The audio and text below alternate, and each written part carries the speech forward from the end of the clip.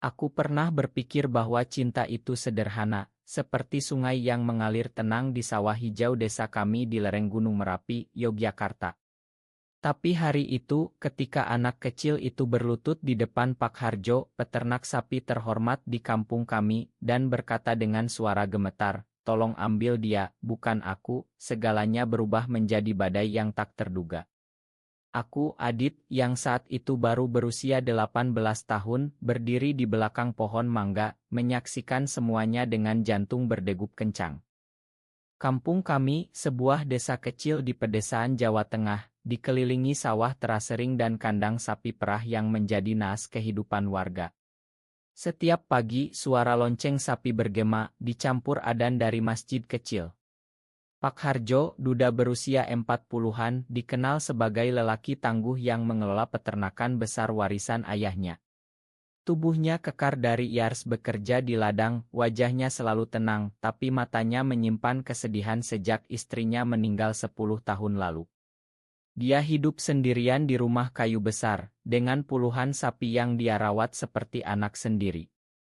Anak itu bernama Rio, sepupu jauhku yang baru pindah ke desa setelah orang tuanya bercerai di Jakarta. Rio berusia 19, kulitnya sawo matang, matanya dalam seperti danau kawah. Dia datang untuk membantu di peternakan Pak Harjo, katanya mencari ketenangan dari hiruk-pikuk kota. Tapi aku tahu ada yang lebih dalam. Sejak pertama bertemu, tatapannya padaku selalu lama, penuh rahasia yang tak terucap.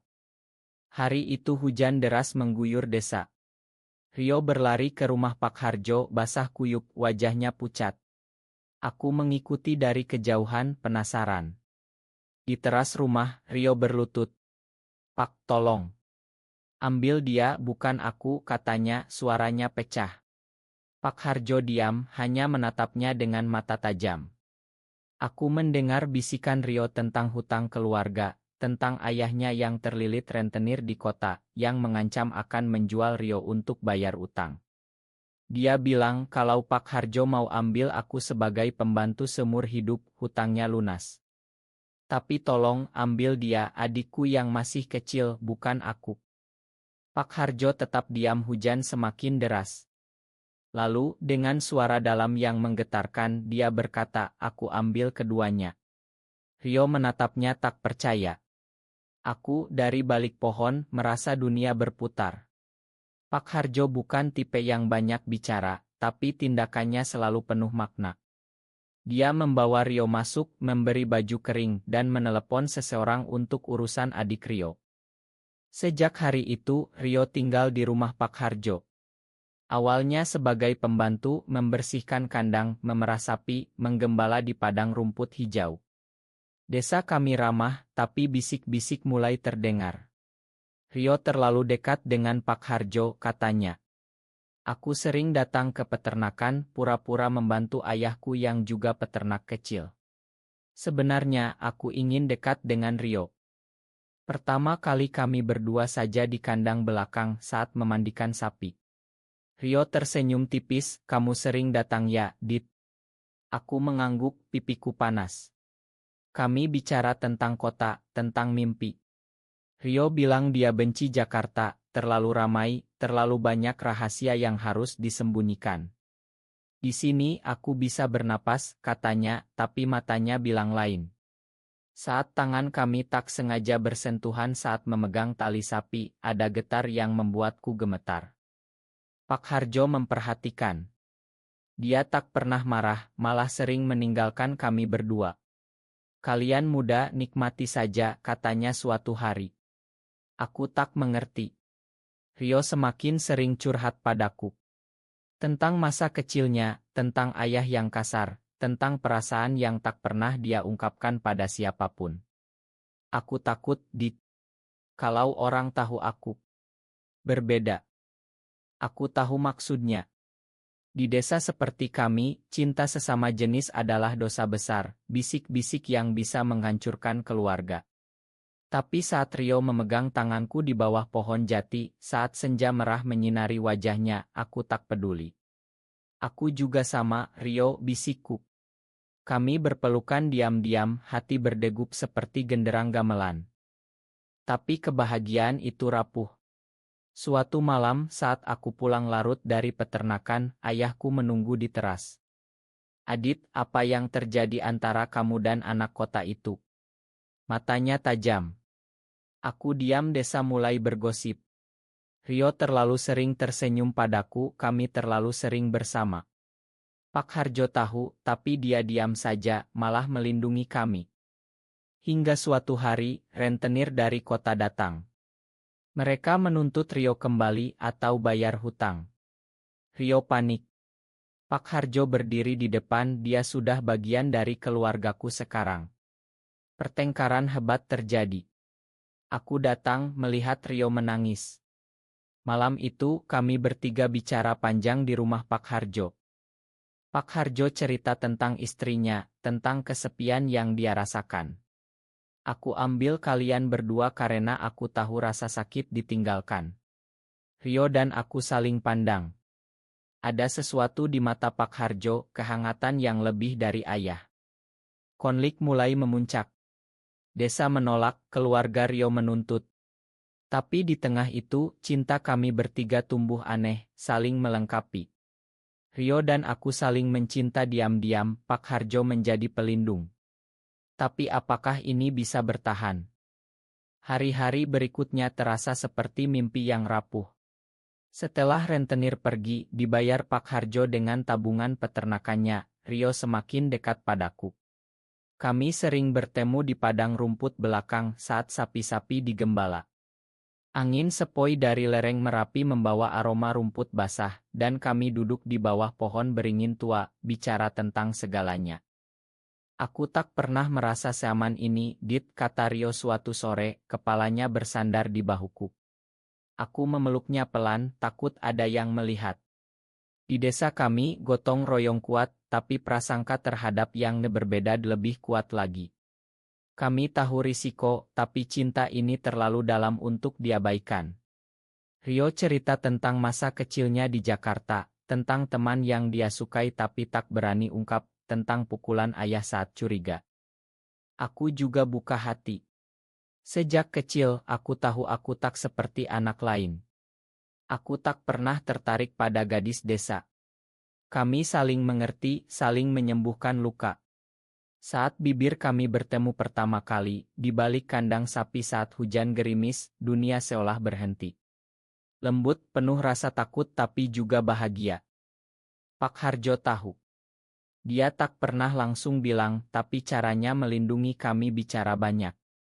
Dia ajari Rio cara memerah sapi dengan benar, cara mengenali sapi yang sakit, cara menanam rumput gajah untuk pakan.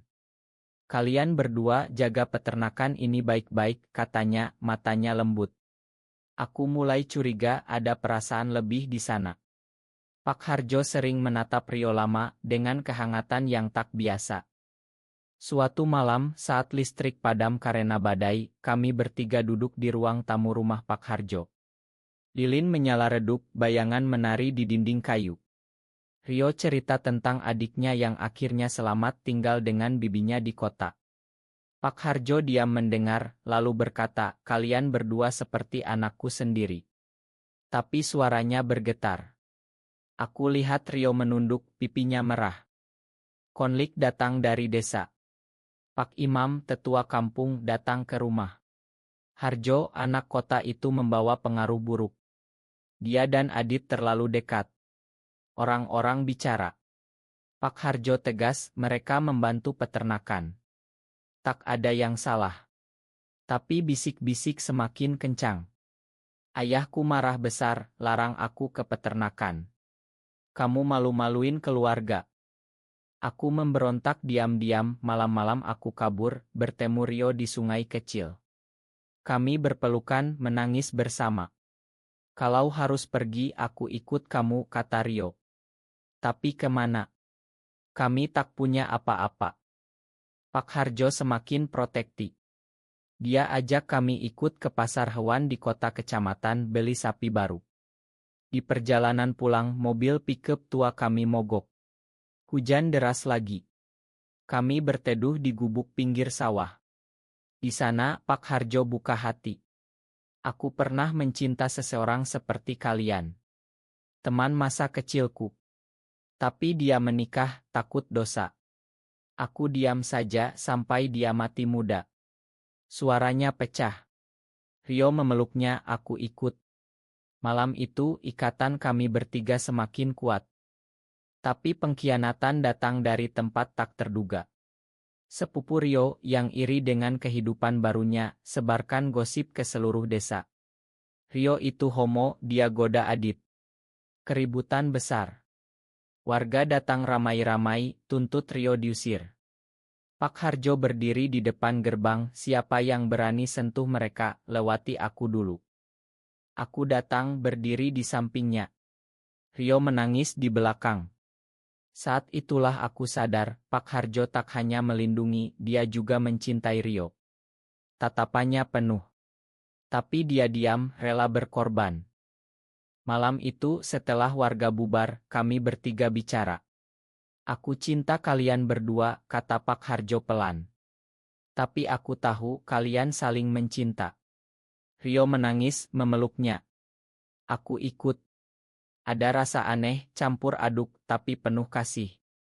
Konflik semakin memuncak saat ayah Rio datang, mabuk, tuntut anaknya kembali untuk dijual ke rentenir lain. Pertarungan hebat. Pak Harjo terluka, tapi kami selamat. Setelah malam penuh darah dan air mata itu, desa kami seperti terbelah dua. Sebagian warga mendukung Pak Harjo, yang selama ini baik hati, tapi sebagian lain menjauh. Peternakan tetap jalan, sapi-sapi harus dirawat, susu harus diperah setiap pagi. Rio dan aku semakin tak terpisahkan, tapi Pak Harjo mulai menarik diri, pura-pura sibuk. Aku tahu dia menderita.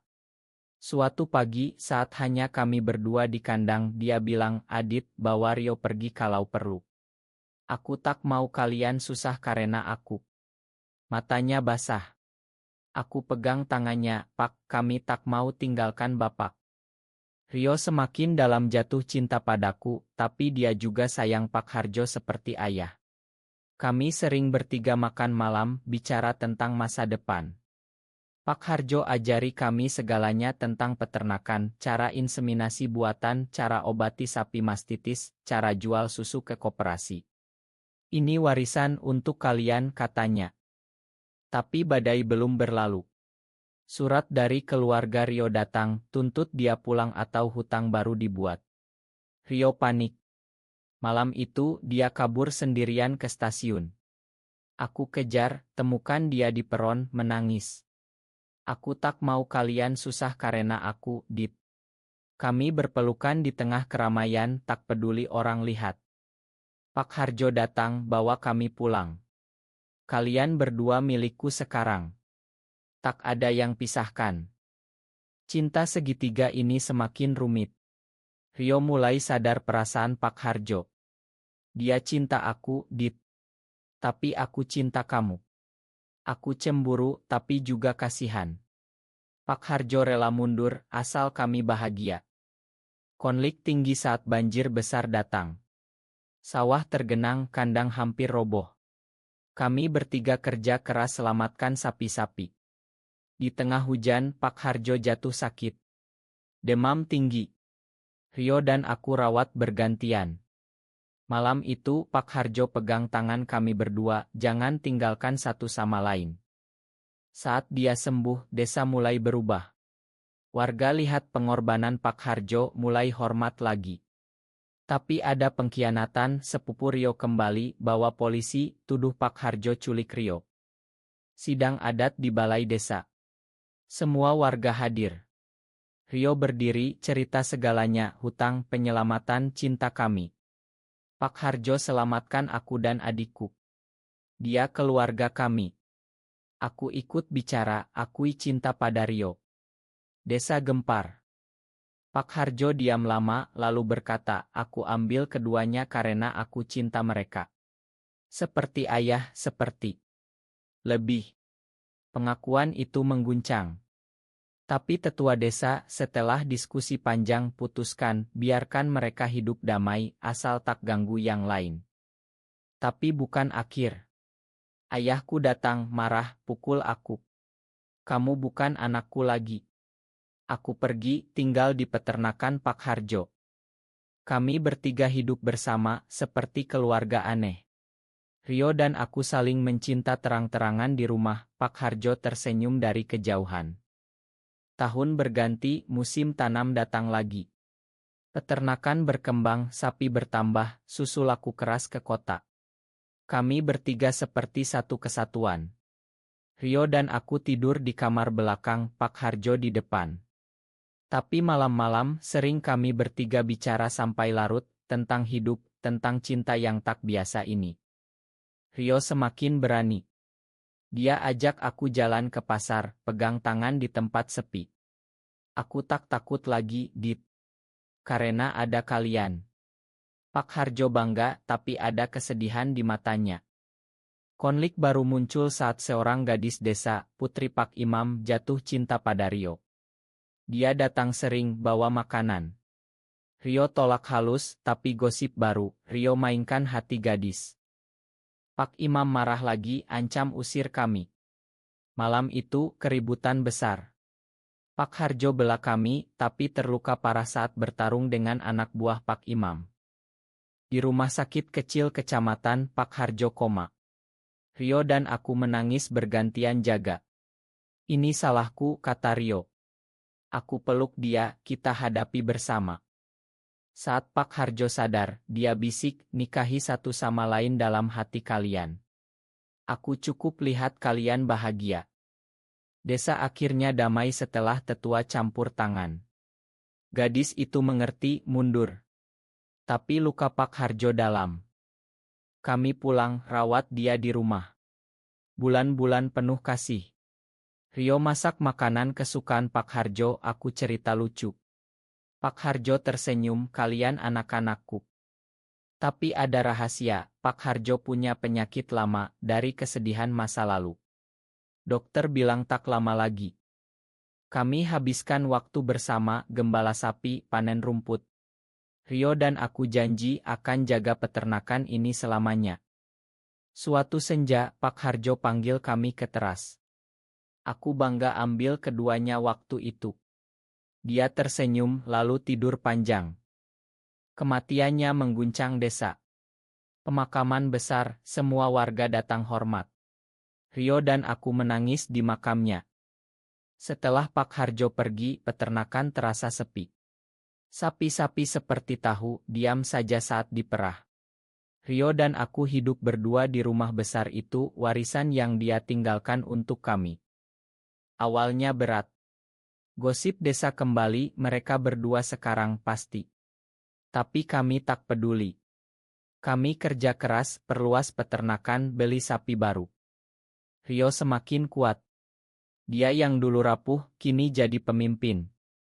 Pak Harjo ajari kita segalanya, katanya, matanya berbinar. Kami cinta lebih dalam. Malam-malam di kamar, pelukan hangat, bisik janji. Tapi selalu ingat Pak Harjo, oto dia di dinding. Konflik datang lagi saat adik Rio, yang diselamatkan dulu, datang kuliah di Yogyakarta. Dia tahu rahasia kami, terima dengan baik. Kalian seperti ayah-ayahku, katanya. Tapi keluarga ayah Rio tuntut warisan. Sidang pengadilan kecil. Kami menang karena surat wasiat Pak Harjo jelas, untuk Adit dan Rio. Desa mulai terima kami. Saat kami bantu banjir lagi, selamatkan ternak warga, mereka hormat. Kami bangun koperasi susu kecil, ajak peternak lain bergabung. Hidup mulai stabil. Tapi Rio sakit, demam seperti Pak Harjo dulu. Aku panik, rawat dia mati-matian. Dokter bilang stres, dari masa lalu. Saat dia sembuh, kami janji nikah siri, di masjid kecil, hanya dengan imam yang paham. Tahun-tahun berlalu. Peternakan kami jadi besar, terbaik di kecamatan. Kami adopsi anak yatim dari desa, ajari peternakan seperti Pak Harjo lakukan pada kami. Cinta kami tetap kuat, meski usia bertambah. Rio rambutnya mulai beruban, tapi matanya masih sama, penuh cinta. Desa berubah. Anak muda pulang dari kota, bawa pemikiran baru. Kami jadi teladan diam-diam. Suatu hari, anak kecil datang, mirip Rio dulu. Tolong ambil dia, bukan aku, katanya pada kami, cerita hutang keluarga. Kami saling pandang, tersenyum. Kami ambil keduanya, kata aku, suara seperti Pak Harjo dulu. Rio peluk aku. Kami tahu, siklus kasih ini terus berlanjut. Di senja Merapi, kami duduk di teras, lihat sapi pulang. Pak Harjo bangga kita, bisik Rio. Aku angguk. Cinta kami, meski tak biasa, penuh pengampunan, pengorbanan. Di desa kecil ini, kami temukan rumah sejati. Tak ada akhir bahagia sempurna, tapi ada damai yang dalam. Seperti sungai yang tetap mengalir, meski badai datang. Kami hidup, mencinta, dan melanjutkan warisan Pak Harjo. Tolong ambil dia, bukan aku, tapi akhirnya, cinta ambil kami semua.